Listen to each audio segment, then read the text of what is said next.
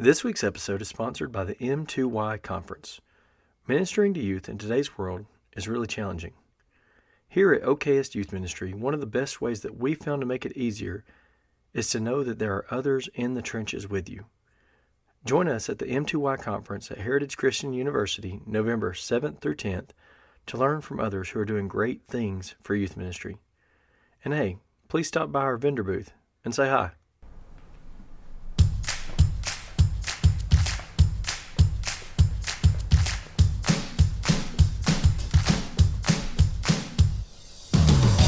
Welcome in to the OKS Youth Ministry Podcast, where three of the OKS Youth Ministers talk about youth ministry. I'm Michael Deese, and I'm joined by Jeremy Crow and Hunter Puckett. Hey fellas, how's everything going today? Going great, Michael. We're very excited for this episode. Yeah. Dude, I'm pumped. I just love it. I'm fired up. You're fired up. You love this. I love it. I love it. I knew you did. There's not a better job in the world than youth That ministry. is very true. That is. I don't know. Very Well, yeah, I'll go with that. Yeah, Sure. I like it a lot. Well, today we're going to be talking about time management and being intentional, effectiveness versus efficiency. And so I wanted to start us off by discussing that very topic, efficiency and effectiveness. What do y'all think the difference between those two are? You know, for me, I do think that being efficient does create effectiveness. I think it kind of plays into it for sure. It can, absolutely. Yeah. Well, I think with the experience of the efficiency and going with that, I envision a dartboard and you pick up a handful of darts and you throw it. And that's going to be efficient. You're going to get a lot of darts down range. But if you pick up a bazooka and shoot the dartboard, you're going to be a lot more efficient. That's absolutely right. That's just how the dartboard ceases to exist. Yeah. But there is no more dartboard. we're not suggesting shooting teams with bazookas. That's not today's episode. Not yet. But yeah, that's kind of what I was going to talk about. I was going to say, if you had the job of you are going to hit a target 200 feet away. You know, you're 200 feet away and you have to hit this target, and you're given a machine gun or a rifle with one bullet. Which one are you going to choose? And if you have to do it, if it's a life or death thing, which one are you going to choose? Are you going to just spray and pray, or are you going to take the rifle, scope it in, zoom it, get in, and then take the shot and hope that that one bullet's going to hit? And so that's kind of the difference between effectiveness and efficiency. Efficiency gets a lot of things done, but it's not as effective. You know, you might hit every now and then. Like I said, you spray and pray, you might hit the target a couple times. But with that scope, with the rifle, with everything lined up and you're ready, you're going to hit the bullseye 9 times out of 10. So I will say, playing off your analogy, I think that a lot of times in youth ministry, we are spray and pray guys because we haven't taken the time to develop the skill that it would take to make that one shot. And I think that's one of the things I'm hoping with this that we're doing is that, you know, we're sharing some of the things that we've either failed in or grown in so that we could dial in that skill to be able to take that one specific targeted effort or shot. So, well, I love that spray and pray analogy. Is that really what youth ministry should look like, or are we just trying to get through and just praying something sticks to a student? Or are we being intentional on how we prepare and how we use our time and how we use our time management wisely? Yeah. You know, there was a guy that I know that he's a wonderful youth minister, but he had this idea he's going to do 365 days of service. Yeah, he really did. Ain't and nobody got time he for that. accomplished it. He did 365 days. But he said after the first month, his attendance went from a good solid attendance to basically him and 1 or 2 other kids for the rest of the year. And he was just but he was very efficient. He got so much done. They did some really great stuff, some really great service things, but what was the effectiveness of it? You know, did it have a lasting impact on the teenagers and the students that he was working with? Yeah. And so that's kind of what we're going to talk about today. We're going to talk about effectiveness and efficiency and kind of talk about why we do things the way that we do and what our priorities are. And so, you know, as youth ministers, I'm just going to come out and I'll just tell you, as a youth minister, as anyone who wants to do any kind of youth ministry, your number one responsibility is to your wife. Mm-hmm. And that is beyond anything else. You know, God is wonderful, but God has told us to put our wife first. And that's what I believe we need to do before we even take another step, is if we're not having a good, successful marriage, we're not doing a very good job of imitating Christ, imitating God, and being a good Christian or minister. As you can guess, our current only subscriber is Michael's wife, and so that's well played. Well played.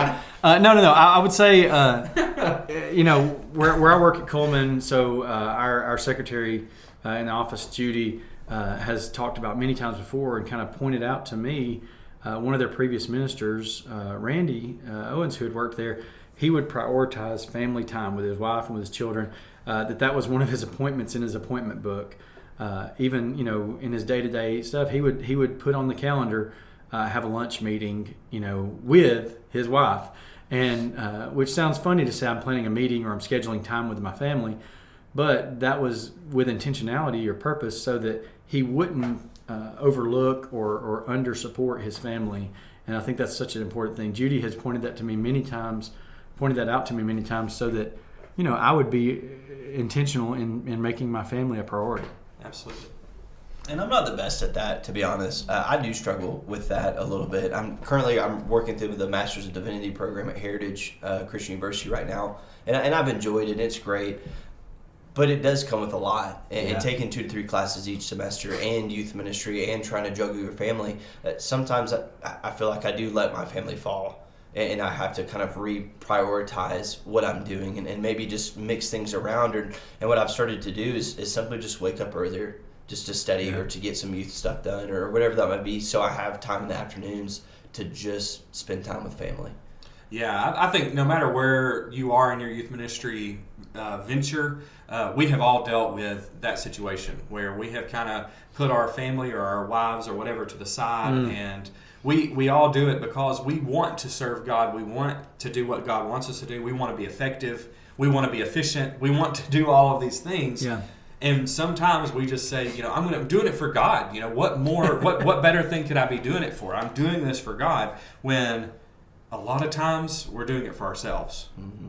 And but putting your family, putting your wife first, and that's a hard lesson to really learn.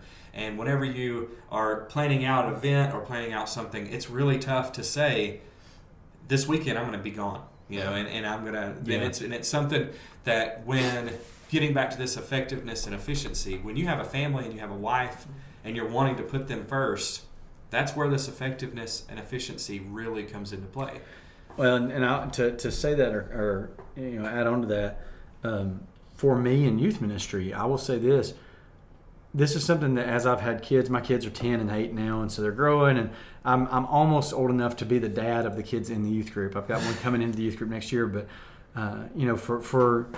for me, I have come to realize it matters that my teenagers see me be a good dad and a good husband. I think it absolutely impacts my teenagers in a positive way, and in doing so, I'm ministering to their hearts by being a present father and a present husband. And I say that to say, when my wife listens to this, I know I ain't perfect at this. Right. I'm definitely not. But it matters to me, and it's a priority that I'm trying to make adjustments in my day-to-day so that I do this with intentionality. But man, you think about our teenager that has a broken home life or has a situation where they're not being loved and supported the way. And it's not that you want them to feel jealous or to be sad that they don't have that, but you want them to see a healthy, loving family modeled so that when they themselves grow up and have children and have a spouse, that they understand how to minister to the hearts of their family first and foremost. So I love that, and I feel like I've been thinking a lot about this lately, is leading by example. Yeah. And if we're leading by example, our kids and the teens notice that. And I love that. If they do have that broken home life, if they do have whatever that situation might be at their house or however their parents treat them or how involved their parents are, they see what a healthy marriage looks like. Yeah. So, I listen to, not to advertise another podcast about youth ministry, but I do listen to one. And we will definitely say you should listen to this podcast. And I'll plug really it. But after you listen to our podcast. That's right. Yeah. But in the Youth Ministry Booster podcast, I listened to an episode recently, and one of the guys said, the best gift that you can give your ministry is your own personal holiness. And that means holiness with your family, holiness in your actions and your day-to-day, in your priorities, and your own discipleship. The best gift that you can give your ministry is to be pursuing holiness. And that does mean prioritizing the things that matter. Yeah, absolutely. I'm with you 100%.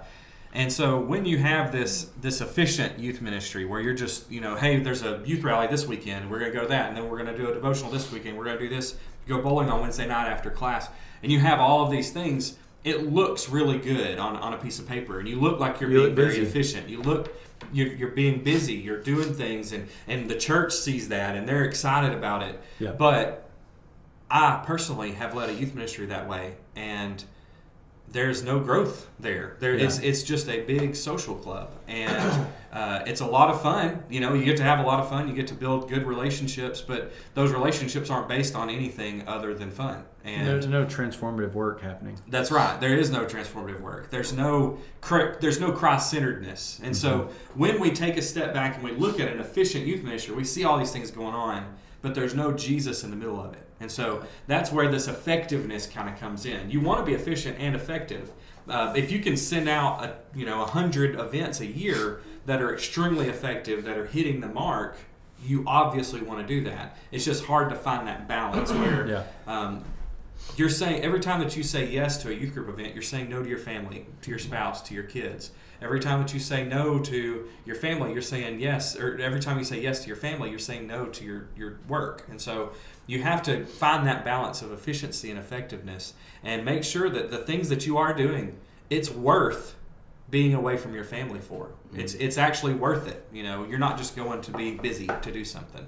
And I think all three of us have talked about this together before, the change that happened after COVID. Yeah. I think youth ministry pre-COVID, we saw ourselves be busy, and we were doing things every single night. And now what we're seeing is that's not the best time management that for us and our families is. I might have something 3 or 4 nights a week, but only half the group's going to show up now, or if that. And now instead of that, maybe we back it up to we just do 1 or 2 things a week, or we do 1 or 2 big things a year, and you have a better result from that. Well, tell me this, post-COVID, at least for us, and maybe you're experiencing the same things, the family unit is much more protective of the time that they have. They are 100%. They're choosing what they want with intentionality. Mm-hmm. They're not going to just do the busyness of things. We kind of had this transition where society said, if we don't want to do something, we're not going to do it. And we realized we could shut down a lot of things and still live our life. That's right. And so that being said, a lot of families shut out a bunch of the junk and the busyness and reinvested their time into their family. And I think that's been there's a lot of negative that's happened because of COVID. That's been one of the positives in a way. But it has caused us to have to rethink how we do youth ministry too. Yeah, so. And it has definitely made me be more effective and really focus in on what I'm doing and know what exactly this is accomplishing. And so one of the things that I was going to talk about in this priority thing, I'll kind of start us off with some specific examples. But one of the things that I wanted to bring up was when I'm planning something, I make sure that there is a purpose and a goal for each event that we do. And that doesn't mean that we're never going to go to Six Flags, because Six Flags definitely can play a role and have something involved in that. What is that role? I'm just kidding. I feel like that's in the category of lock-ins in my heart. Yeah, you're absolutely right. You're right. Yeah. But if you are at a church where you're having a lot of new people coming in, you're wanting to build relationships, put people up in threes, team them up, and send them out and ride roller coasters together. Oh, yeah. That's going to build some relationships in your group. That's right. And then at the end of the day, you're having to make a long drive back home or a long drive there, and you can discuss things. That's one of my favorite things. Once you have people locked in a car that's going 70 miles an hour, they can't escape. So you get to talk about whatever you want to talk about. One of my favorite things on trips like that is to put a bowl in the front of the vehicle and say, everybody stick your phone in the bowl. And they hate you so much for it. But all of a sudden, we're back to the mid-'90s youth ministry when kids talk to each other on a bus ride. It's but awesome. Have you noticed that they're starting not to hate you as much? Yeah. Because at all of our big events at Rush, what we did was before each session started, the main sessions, I took up all their phones. I had this drawstring bag. I walked around. They put their phones in. And really, this year, no one complained. I don't know if they're just getting used to it or that's expected. I think they're wanting to be more intentional in their time with God. Yeah, I think they're becoming aware of the damage that being addicted to that stuff is doing, and that's a whole other episode, I know. But but I think they're themselves becoming aware with intentionality. Yeah, and so prioritizing those events. I have the goal. The goal at the end of, like I said in our previous episode, Uplift, is I want this kid to be in this spot by the end Yes. of this trip. You know, I want this kid, I'm going to spend some extra time, give a little extra attention to this kid because he needs it right now, so that at the end of this trip, he's going to be asking these questions. One of the you know, is an awesome story about God's providence and about God's work. About Uplift this last year was we had a girl who's been visiting with us for about 8 months, and she had a lot of questions about Christianity, God. Her family had not been to church. They weren't Christian people, and one of our girls invited her, and she was just an incredible girl. And at the end of Uplift, I said, I'm going to be very intentional, and I'm going to ask some directed questions. And sure enough, she became a Christian about a week after Uplift. And so it was just a really cool situation. And I think that stuff like that happens. And if you're being intentional and you're being effective with the time that you have with your students. And so I want to start us off. Let's go ahead. I'm going to pass it over to Jeremy. Jeremy, let's talk about something that you have specifically that helps you prioritize your time. So this is something that I've really started in the last 2 years, that I've started really being more intentional about. This is prioritizing when I communicate things out, you know, and how early I communicate things out. So for me, I feel like so much of my time in my early years in youth ministry, you know, back in the old law, like you said last episode, was I think I was trying, like, say right now we're in the fall quarter. Well, I would be working on winter quarter, getting things planned. In my mind, that's planning ahead. But in reality, people have already figured out what they're doing with their family. They figured out what they're doing with their time with kids' sports. All those things are already done. And so what I've tried to get in the mindset of is when I'm in the current fall quarter, I'm trying to plan 2 quarters ahead. I'm trying to have very specific things already set out, done, organized for the next, not the current next quarter, but the next one after that. So we're in fall, I'm planning spring right now. When we're in winter, I'm planning next summer. When we're in spring, I'm planning next fall. Trying to stay 2 quarters ahead to help the family unit. That's a scheduling priority that I'm trying to make myself reach those goals. So by the end of this quarter, everybody knows what's going to be happening all the way through May. You know, that's at least one example. I don't know if we can share others, but Hunter? No, I absolutely love that. And I think I started doing that because of you and you telling me how it works for you is just being better prepared. I mentioned this earlier in the podcast. I've started waking up earlier. Yeah. And there are pros and cons to that. I go to bed early now, but it's tough. But just a quick story. In college, we found a guy. His name's Jocko Willink. He's like this ex-Marine, just a tough dude. What a cool name. Oh, it some great books too. I mean, please do go read those, Dichotomy of Leadership and those books. But we watched a video, and he was talking about how he wakes up at 4 o'clock in the morning every single morning because the world's not awake yet to distract them.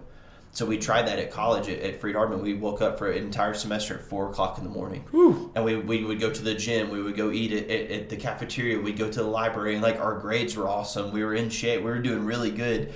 And it lasted for about a semester. And then over the summer, we didn't really care about it as much. And then we got back and we started, you know, sleeping in and staying up later and things like that. Ain't no way. But his main point, and it's funny, but his main point to that is there's always time. Yeah. And we always say, and especially in ministry, and for me, I feel like I'm running out of time. Mm-hmm. Whether it's the week-to-week stuff or it's the month-to-month or whatever it is. And he said, you know, break down your day into these 24-hour periods, so you have an hour for each day, and look at how you're spending that, and seeing if you can be more, and we'll use our terms with this, see if you can be more intentional with the hours that you're using. Yeah. And if you're running out of time, you're either staying up later or you're waking up earlier to make more time. So with that, you know, something that I'm doing, and I think y'all do some of this as well, but I'm trying right now to set specific time windows that's this time of the day. So like my goal is on Tuesdays between, you know, I think it's 9 and 11:30 or something like that, you know, before I go to lunch. I'm trying to work on my Wednesday night class, getting, you know, as much as I can done, finished preparation, whether it's slides or study or whatever. Trying to get that done. I try to have a set time each week that I'm, the worst part of youth ministry, tracking my doggone receipts and getting those turned in. And so setting a time each week that this is the receipts time. I really need to do and I'm not great at that, right? Having one of the things that I try to do, and I fail at this sometimes, is having a set time that I'm going to reach out to communicate to a kid that I know is in some way thinking about struggling with something, I'm just going to shoot that text message out. And I know we should always be doing that, but if we don't set a time that we say, we're going to do this right now, then we don't do it. Yeah. Even though it's good intention, good ideas, it doesn't happen because we didn't make it happen. And so setting a time in my schedule and saying, this is when I do this activity. And if for some reason I don't have that activity to do that week, I still try to find during that time to do that. And of course, there's always times where I don't get all my class prep done in that window of time, and I got to work on it again Wednesday morning or whatever. But having set parameters for certain things really makes a huge difference. Sometimes when things are not urgent, they don't get done. Yeah. And so that's kind of that receipts thing. And that goes right along. That flows perfectly into what I was going to talk about next, and that is my personal study time. Making sure to do your own personal study time and prioritizing that and making sure that it doesn't get interrupted. It's easy because we teach classes and we're studying and we're reading books and whatever else, but it's important that we take some time that is just for our personal study time. I like to do it in the morning because I'm not alert enough and awake enough to start planning and really do great stuff in that area, but I can consume information. And so I do a lot of my personal study the first hour, 35 minutes, 45 minutes that I'm in the office so that I can get prepared for that. And that's not all that I do. That's just the stuff that I'm planning to do. And it's important to do that because if you're not growing, it's showing. Well, and Michael, too, what we oftentimes forget or how elderships look at us or parents look at us, and they think that the preacher needs a lot of time to study, but we also need time to study, too, for our own personal growth. Thinking about my time at Freed-Hardeman, one semester I was taking 21 hours of just Bible classes, and I felt like my personal spiritual life was struggling the most that semester. Not because I wasn't always in those classes and always studying the Bible, but it was because I was studying for a class. Mm-hmm. The same reason that for us as youth ministers, we're always studying for what the next Bible class might be, what the next Devo is going to be. But we often neglect our own personal Bible time and our own personal study and personal growth. Yeah, I mean, I'll definitely say the first year that I did youth ministry, I didn't have that intentional growth of making sure that I'm having my own personal study time. I did not have that in my ministry at all. And it was very obvious that I didn't. Yeah. And so I talked to a couple people and I heard some people talking about making that a priority. And when I did, it was very obvious that I did. So, well, that's one thing in youth ministry that you truly can't fake. You cannot fake biblical knowledge. Yeah. And your own spiritual life. So I'm going to shift our gears for just a second. One of the things that I think is a priority that I personally set for myself, and we've kind of hit on this a little bit, is professionalism. I think that the misperception of youth ministers is kids. You're the dumb kid, or you're lazy, or you're always behind, or you're always late, or whatever. And the guys that I know that are doing this well, they're none of those things. They are intentional about how they manage things, how they deal with their time. For me, I try my best to show up in a situation where I'm on time for my class, or I'm on time with information turned in, or I look professional as best I can. One of the things that I think is really a big deal with professionalism is being respectful of the other people that you work with your deacons, understanding that this is not their full-time job, and so they need the information conveyed rather than last minute. They need things communicated in advance, so when they have time to look through and think about and plan to respond to, it matters. The people that you work with in the office, like the other ministers on staff or your secretary, you have to be respectful of their workflow. So I've previously worked with someone that really struggled with that, and it was always so frustrating to the secretaries, and I kind of watched that and saw it happening, and I realized, hey, I don't want to be a cause of problem for them. Right. I want my professionalism to help others to do their job well. So, well, at Flint is never an issue because I keep a notepad on my desk and I write down how many times people have called the church specifically looking for me in the past 10 years, and there are 3 names on there. So it's never that big of a deal. Whenever people call, I'll answer like, hey, I'm looking for the secretary, I'm looking for the preacher. I'm like, hey, you know what? They're not here. Can I help you? I'm the youth minister. Like, I'll just call back later and then hang up. But nobody cares about us. You're too young and dumb. You don't know anything. And there is that stigma of, I don't know if it's laziness or whatever it is, there's that stigma that youth ministers just can't do the same thing that preachers can't. It's just a stepping stone to become a preacher, you know. That's right. And That's I hate right. that Yeah. because it's not a stepping stone. It's 2 completely different ministries. But we do see youth ministers a lot of times not treated like preachers are, and a lot of times youth ministers will leave to become preachers just so they can be treated better. Or get a raise. Yeah, that too. That too. That's another. Whew, That's a whole other topic. that's a roll tide. All right, Hunter, share with us one more specific priority that you make before we close out. I try and make my Bible classes fit every single person in that class. That's hard. And it's tough, and it's same. I'm very blessed. I get to preach on Sunday nights at Flint a lot, and it's hard trying to fit that. What can I teach? What can I say that hits a 12th grader that's about to go to college, that can also impact a 6th grader that just got into the youth group, that just got into middle school? And how do you do that? And how do you go about that? And I try to have a wide variety. So some of the class is going to be a little bit more in depth, and some of it might be very elementary, is what we'll say. And there might be a mix of that, but I try and make it fit every single person in that room, from the person that's been baptized since they were 11 to the person that just got baptized last week. And the unbaptized. Yes, and the ones that are not baptized as well. Absolutely. I'm all about my Bible classes, and I want to share this before we close out to kind of go along with that. I just recently did a survey for all of our parents to fill out that just kind of said, hey, prioritize what's most important to you, what's the least important to you in our youth ministry here at Hartselle. And every single answer that I got had as their number one priority was Bible class. Number one priority was Bible class. And so it's important that we spend time and prepare a good Bible class that's quality, because our parents are expecting us to, and because our students need it. And so it's something that we should always take this as something very important. Well, Go ahead. It's not every home, but it is a majority of homes that the kids are not getting any Bible outside of church. And I think as youth ministers, we need to understand that most of your kids in your youth group, I'd be willing to say a majority, and I think we would all agree, a majority of the kids in your youth group are only getting Bible when they're at church. Yep. And it's up to us to make sure that they're getting, the correct Bible, but enough Bible for it to make up for that. And I think that's why we're seeing a big swing on parents wanting a lot out of Bible class, so they feel like they don't have to go home and be a good Christian parent.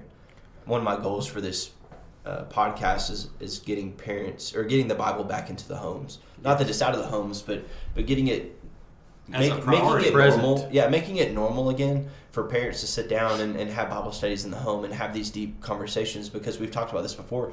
We're supplements to what the parents are doing at home. And with the parents not doing anything at home, the supplement doesn't work that great. Yeah. It's not enough. I use it in a gym analogy. If you're drinking protein every single day, but you're not going to the gym, you're not getting any stronger.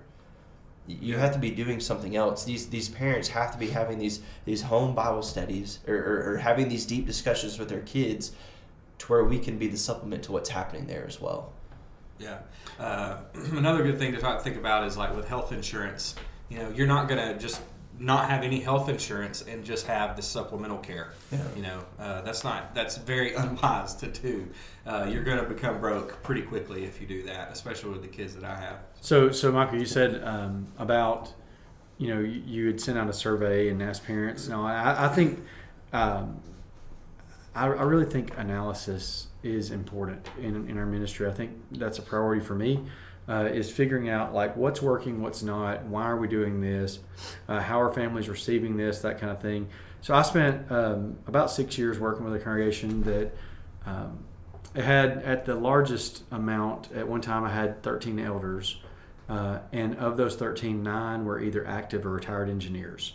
And so we jokingly called it Engineer Church, and everything was so efficient and so effective because everything was so well thought out, and there was analysis to everything.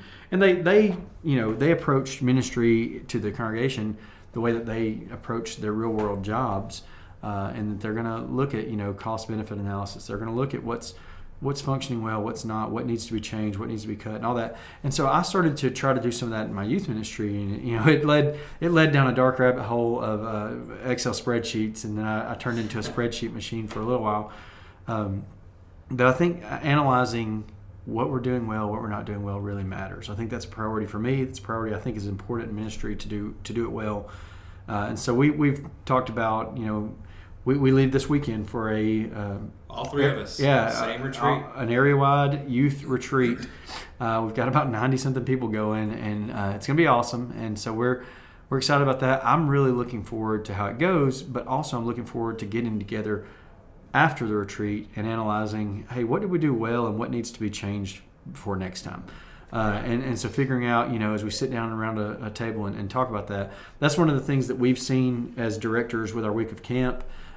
We work under our lead director is Chris Presnell, and so Chris, after camp each year, he'll call us together and we'll go out to eat some barbecued restaurant and we talk about what did we like about how things went, what did we want to see differently for next year, what things what changes are we seeing in our current world of teenagers when it comes to camp. And so I think analyzing anything like that after the fact and saying, hey, what can make it better next time really matters. Yeah, so spoiler alert, the next episode is going to be us talking about that over the retreat. We're going to discuss and analyze how the retreat went, what we thought were the strong points, what we thought were weak points, and we may even have a special guest with us during that discussion. And so we hope that will be beneficial to you. We hope that this episode has been beneficial to you, where we've talked about some of our priorities, about the difference in efficiency and effectiveness, and why we need to be intentional with the things that we do, and we need to try and be more effective and less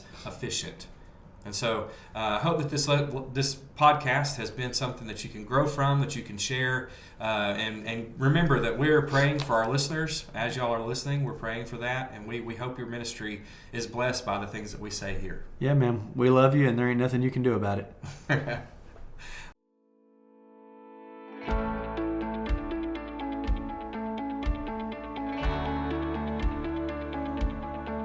Thanks for joining us today in the important conversation of youth ministry.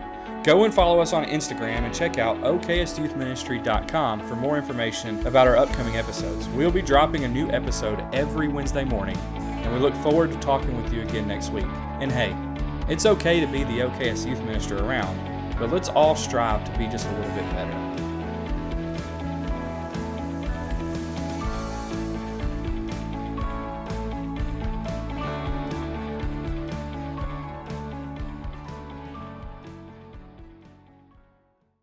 Once again, we would like to thank the M2Y Conference for sponsoring this episode. We can't wait to see everyone at Heritage Christian University, November 7th through the 10th. Don't forget to stop by our booth and grab a sticker.